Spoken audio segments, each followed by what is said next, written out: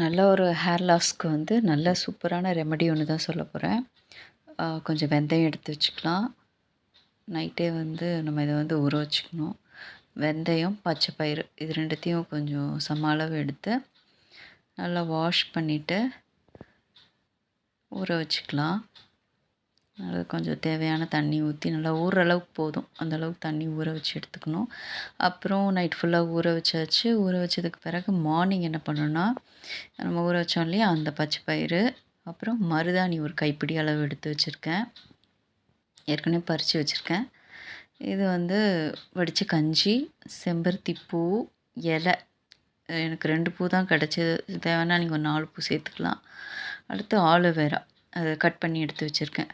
இதில் வந்து நம்ம ஆலோவேரா வந்து க்ளீன் பண்ணி எடுக்கணும். ஆலோவேரா கட் பண்ணோடனே அந்த எல்லோ கலரில் ஒரு ஜெல்லு மாதிரி வரும். அதை ஃபஸ்ட்டு ரிமூவ் பண்ணிடணும். நம்ம அந்த முனை வரைக்கும் கட் பண்ணி கொஞ்சமாக எடுத்துடலாம். எடுத்துகிட்டு அந்த ஓரத்தில் அந்த முள் மாதிரி இருக்கும், அதை கட் பண்ணி எடுத்துக்கணும். அடுத்து இந்த மேலே இருக்க அந்த தோலை சீவணும். தோலை சீவிட்டு உள்ளே இருக்க அந்த ஜெல்லை மட்டும் நம்ம எடுக்கணும்.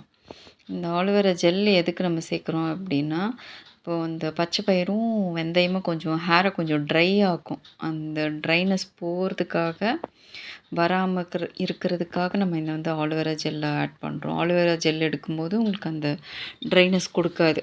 அந்த சில்கியாகவே உங்களுக்கு கிடைக்கும் ஹேரு.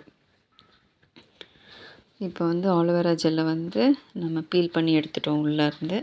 ஏதோ ஒரு 2-3 தடவை வாஷ் பண்ணிவிட்டு கொஞ்சம் கட் பண்ணிவிட்டு எடுத்து வச்சுக்கலாம். அடுத்து நம்ம பச்சை பயிறு நேற்று ஊற வச்சோம் இல்லையா, பச்சை பயிறு, வெந்தயம், அப்புறம் அந்த மருதாணி இலை, செம்பருத்தி பூ, செம்பருத்தி இலை, அப்புறம் நம்ம எடுத்து வச்ச ஆலோவேரா ஜெல்லு, ஆலோவேரா அதை எடுத்து ஆட் பண்ணி கிரைண்ட் பண்ணி எடுத்தோன்னா ஒரு பேஸ்ட் மாதிரி கிடைக்கும் உங்களுக்கு. இந்த கன்சிஸ்டன்சியில் கிடைக்கும். இதுக்கப்புறம் தான் நம்ம வந்து அந்த வடித்த கஞ்சி இருக்கு இல்லையா, அந்த கஞ்சியை ஆட் பண்ணி எடுத்தோன்னா நல்லா இந்த பேஸ்ட் மாதிரி கிடைக்கும் உங்களுக்கு. இந்த பேஸ்ட் மாதிரி கிடச்சது நான் வந்து 2 பேருக்கு வர மாதிரி அரைச்சி எடுத்திருக்கேன். இது வந்து நம்ம அந்த வாக்கு எடுத்து அதில் அந்த வடுவாக எடுத்து அதில் அப்ளை பண்ணி இது மாதிரி ஃபுல்லாக அப்ளை பண்ணணும்.